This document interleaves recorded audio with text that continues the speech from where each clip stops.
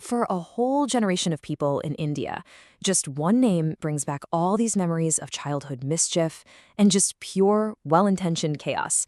That name is Pinky. So let's get into it. Who exactly is she? And there she is. Yep, that's her. Look at that sweet, innocent-looking 5-year-old with her classic bob haircut. Now, if you grew up reading comics in India, you are definitely smiling right now because you know exactly the kind of trouble that's brewing behind that face. But if you didn't, well, you're about to find out. So let's just get right to the heart of it.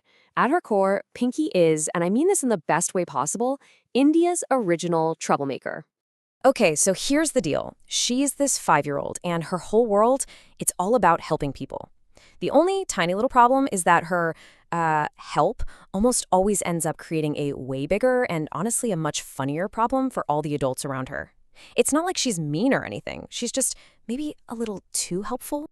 And this right here, this comic strip, is the perfect example of her whole deal.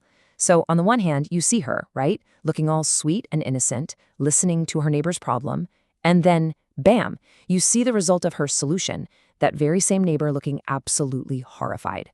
That contrast, that before and after, that's the engine that powers like every single Pinky comic. So you gotta be asking, what is going on in her head that causes all this chaos? Well, the comics themselves have a funny explanation. They say her brain works faster than a computer. And you know what? They might be right. It's a computer that's running on some very, very unique software. Basically, she thinks the way only a little kid can. It's all completely unfiltered, super literal logic. There's zero nuance. She's not thinking about social norms or what might happen next. Nope. She hears a problem, and her brain just goes beep, boop, and calculates the absolute straightest, most direct line to a solution. Check this out. This comic just shows her priorities perfectly. Her grandpa needs one shoe polish brush, okay? And he gives her money for exactly one. But what does Pinky come back with? A whole box. And why? You guessed it, because if she bought the whole box, she'd get a free chocolate. See, in her 5-year-old brain, the chocolate was the main quest. The brush, that was just a little side mission to get the real prize. And what's so great is that this unique way of thinking creates this super reliable formula for comedy. Seriously, once you see the formula for chaos, you'll start spotting it in pretty much every single Pinky story. It's like a magic trick. It's a super simple 3-step process. Okay, step 1. An adult has a problem. Right here, we've got poor Mr. Fachuji, and he's really sad about being bald. Then, step 2. Pinky comes up with the most direct, literal solution possible. Baldness? The solution is go buy hair. And finally, step 3. The hilarious result. She comes back with a woman's wig. Because, hey, in her mind, hair is hair, right? I mean, technically, she did solve the problem. And this simple little formula, it's basically the launch pad for an endless stream of just pure, classic visual slapstick comedy. It's just so good. Let's look at a few of my favorites. All right, so get this. A wrestler falls asleep while he's posing for a portrait. Pinky takes one look at the painting and decides, nah, this is way too boring. So she decides to add a little creative flair. You can probably imagine how thrilled the wrestler was when he finally woke up. Or this one, she wants to get a nice photo of Mr. Fachkuchi with some famous wrestlers. And to get him to give a big smile for the camera, what does she do? She has the wrestler stand right on his feet. I mean, look at him, he's smiling, all right, but that is a smile of pure, unadulterated agony. And then there's this absolute classic. Her grandpa just wants to take a nap, so he tells her, hey, go play outside.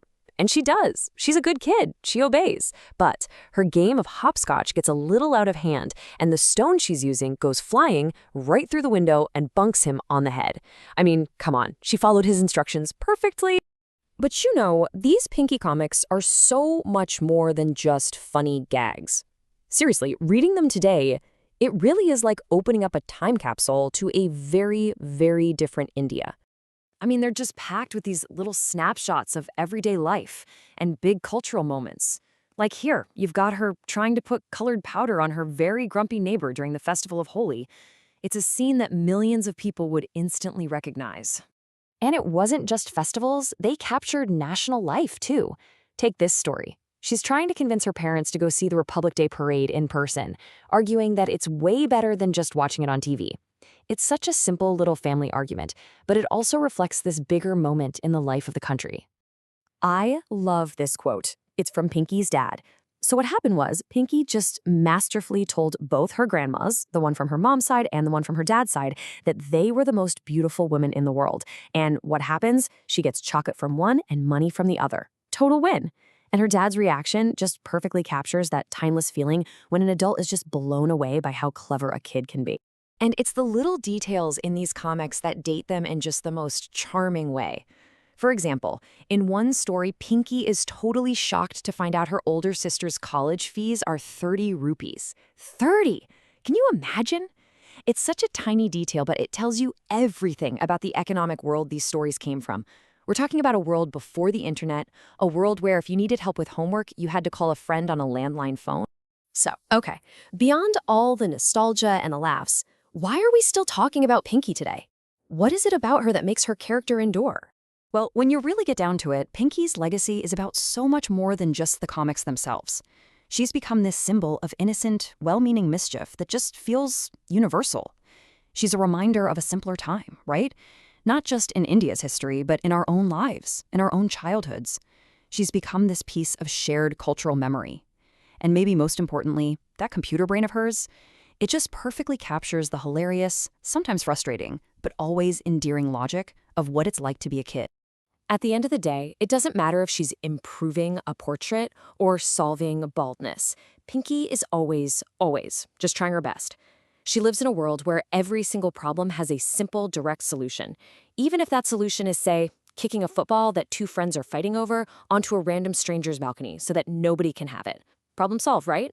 For countless kids, she was this little window into the wonderfully absurd logic of the world.